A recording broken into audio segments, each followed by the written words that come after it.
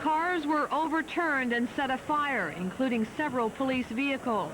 But once again, police seemed slow to respond. Despite heavy criticism for not intervening early enough in the 1986 Stanley Cup riot, officers in semi-riot gear waited 2 hours before forming a human chain and moving in to arrest people. And in a scene similar to the LA riots, one desperate shopkeeper brandished his own shotgun, threatening to open fire on the mob if they didn't back off.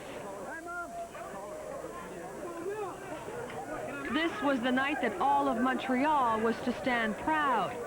Once again, that pride is overshadowed by disgrace and disbelief. Caroline Van Vlartigan, Pulse News. St. Catherine Street is still showing signs of last night's rampage. Glass from smashed windows and broken beer bottles is still evident. Rioters knocked down everything from trees to a traffic light. No word yet on the cost of all this damage, but early estimates could run into the millions of dollars. Beat the LA Kings 4-1, but it quickly turned ugly. Merchants are already complaining the police were unprepared and let the riot rage on for 3 hours. At first, things in front of the Montreal Forum seemed under control.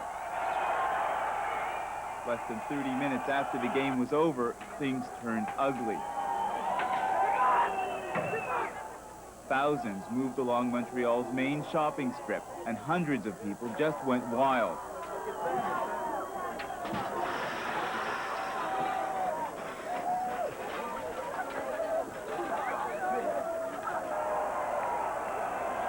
Police tried to protect some businesses. They even made some arrests.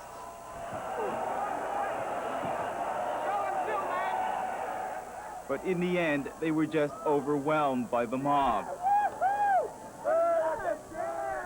Some of them couldn't even protect their own patrol cars.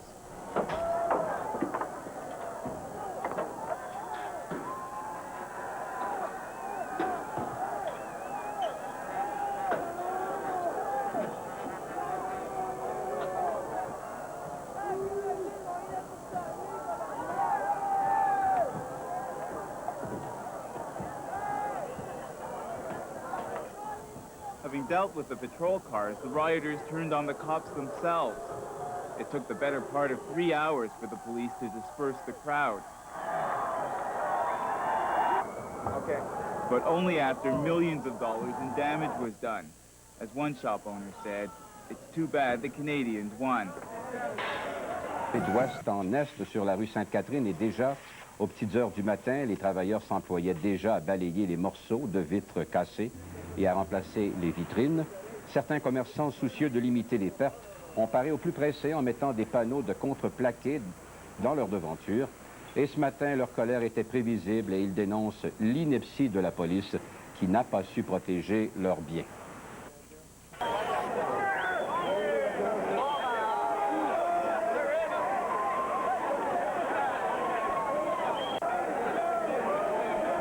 They attack police cruisers.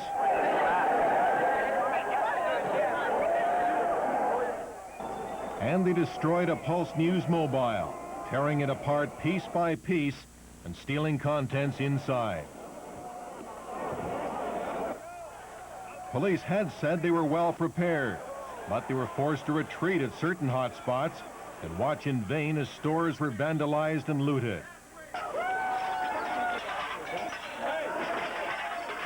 The Archambault Music Store at St. Catherine and Barrie, crowds loaded up on expensive guitars, electronic keyboards, and compact discs and music cassettes.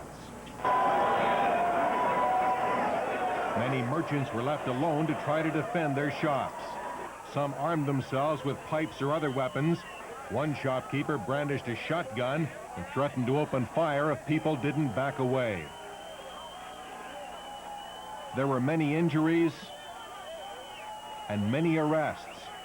But the trouble continued for at least 2 hours before police finally began taking control. Herb Luft, Pulse News.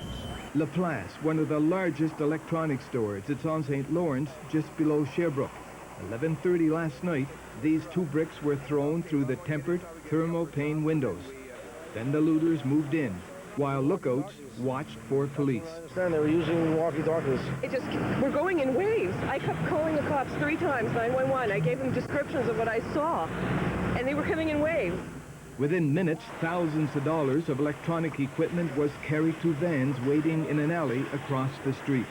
Most electronics, a little bit of photographic product, radios, stereos, I guess anything with a very high resale value. Francois Longpre is a private security guard. He watched the gang selectively pick their targets along St. Lawrence. From St. Catherine, they broke about 5 electronic stores. La Place owner Lloyd Brown called police twice shortly after midnight. At 9 this morning, he was still waiting for an officer to stop by. It wasn't going to happen again like 1986. And it wasn't like 1986, it was worse. Ralph Noseworthy, Pulse News. Enthusiasm St. Catherine Street merchants had for the playoffs came to an abrupt and frightening end. Despite their past experience with post-game vandalism, despite assurances from police that it wouldn't happen this time, it did. Merchants, many still too shell-shocked to be angry, could only watch as crews hastily boarded up or repaired shattered plate glass windows. City crews began their cleanup overnight. Piles of broken beer bottles, plate glass windows, and other debris were loaded into overflowing garbage trucks and taken away. Store owners will now assess the damage and start asking questions about why police were so slow to respond and why, once again, they have to pay the price for a victory party that was allowed to get ugly.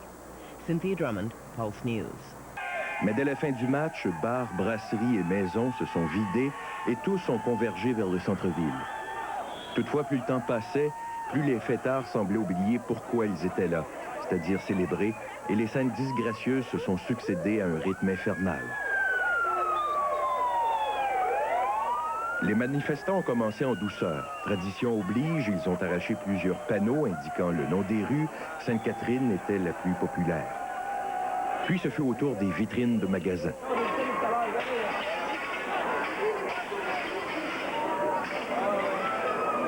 Il y a eu des scènes de pillage.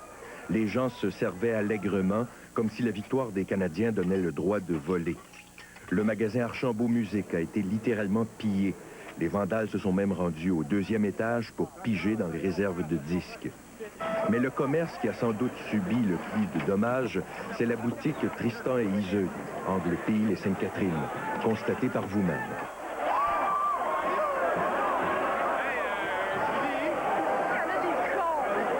Mais à un certain moment, des citoyens, excédés, ont décidé, en l'absence des policiers, de mettre un terme au pillage.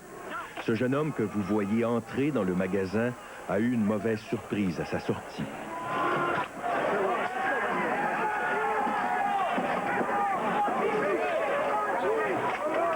T'as décidé de t'impliquer? Oui, parce que je trouve ça dégueulasse.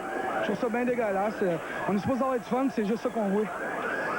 Ça fait une couple de fois que je me promène, là, mais je trouve ça bien dégueulasse. Mais les policiers n'étaient pas toujours absents. Cette pilleuse a été prise sur le fait.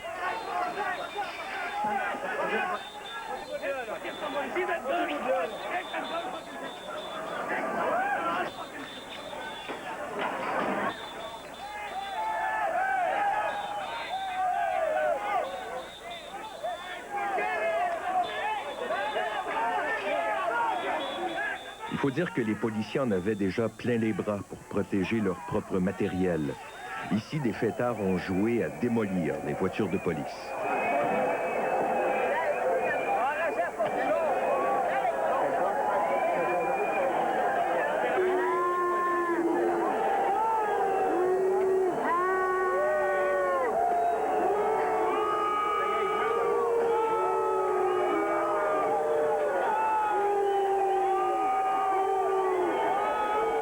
Il n'y a pas que les voitures de police qui ont été démolies.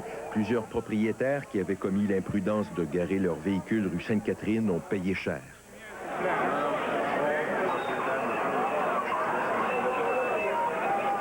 Plusieurs voitures ont été renversées, incendiées même. Et quand ce n'était pas des projectiles qui brisaient des vitrines, ce sont simplement des personnes qui passaient à travers. Cet homme a été blessé quand, voulant éviter une charge des policiers, est passé à travers la vitrine.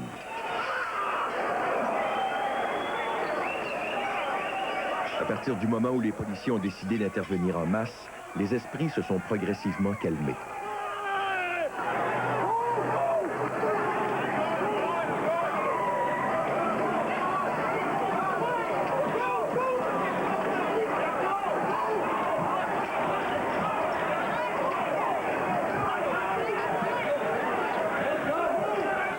Inlassablement, ils sillonnaient la rue Sainte-Catherine jusqu'à ce que les manifestants, repus, décident de rentrer chez eux.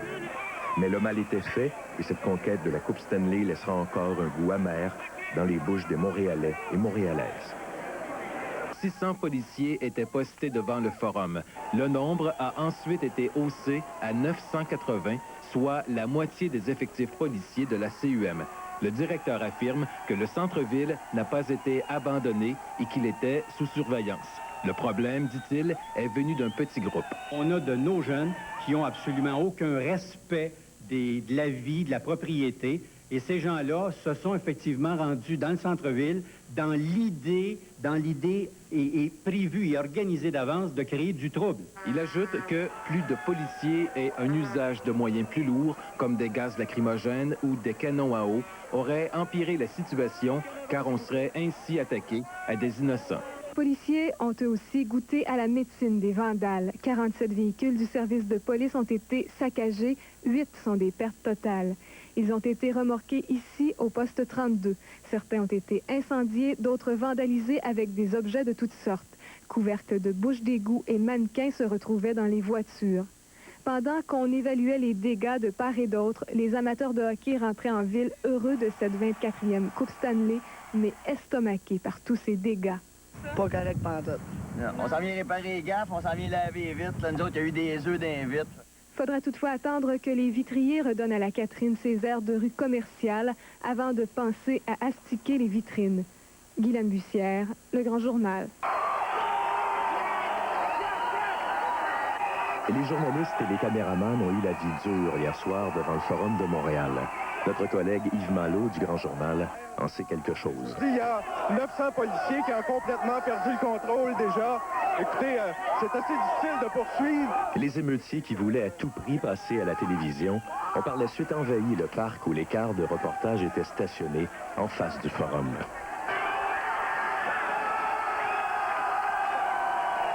Sept camions de Radio-Canada ont été endommagés, dont 2 sont des pertes totales. TVA a aussi perdu 2 quarts de reportage et beaucoup de dommages également pour Télévision 4 saisons. Il y a eu 3 véhicules, il y a eu quelques pièces d'équipement, électronique, trépied, éclairage. Les dommages sont évalués à environ de 45 000 $. La question que tout le monde se pose aujourd'hui est où étaient les policiers alors que la foule démolissait le matériel des médias? Autour du forum, on a pu constater que la présence policière était très timide hier soir. Un des superviseurs que nous avons rencontré au coin des rues Sainte-Catherine et Atwater était plutôt dépassé par les événements et ne savait pas vraiment pourquoi il avait été appelé sur les lieux. Pour dire, là, un affoulement de monde, là, puis ça fête beaucoup, ça fête... Moi aussi, je fête, mais là, ça fête pas mal, là.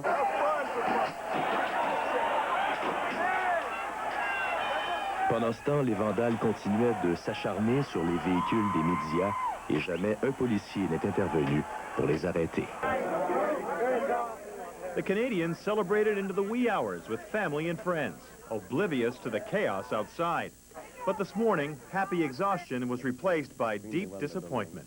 Once again, you know, it takes about 5 or 10 guys, you know, to start those things, and people watch, and it's difficult for everybody, you know, to control sometimes those little groups. For Jean-Jacques Daigneault, who grew up 2 blocks from the Forum, the riot ruined his happiest moment. I think the alcohol is probably a big matter in what happened yesterday, but, you know, I don't think it's within our control, you know. What the Canadians can and will control is the Stanley Cup Parade. The traditional St. Catherine Street route is out, and there's more. Instead of leaving from City Hall, it will leave from Parc La Fontaine around at noon. It will go westbound, but instead also of ending at the Forum, it will end at the corner of Sherbrooke and Guy. Security concerns forced the Canadians to cancel the Stanley Cup party at the Forum, last held in 1986. But Corey says canceling the parade would be wrong. We're not going to penalize, you know, all the good fans. I mean, the fans, they want to see the players. They want to thank them for the season. The crowd in the Forum last night was perfect. Nothing happened. And I'm sure tomorrow the parade will be a great event and everybody will enjoy it. That's also the players' wish. Some wonder if they could have used their influence to prevent the rioting. And Daniel made his own plea. I'm saying it right now. I'd like people out there to have some fun and please don't be too aggressive. It's we gave a great show throughout all the playoffs, and the team wasn't aggressive by winning the Stanley Cup. So please, we're asking our fans not to be. After the longest hockey season in Montreal history, this year's Stanley Cup parade will be one of the shortest, and it's hoped one of the sweetest.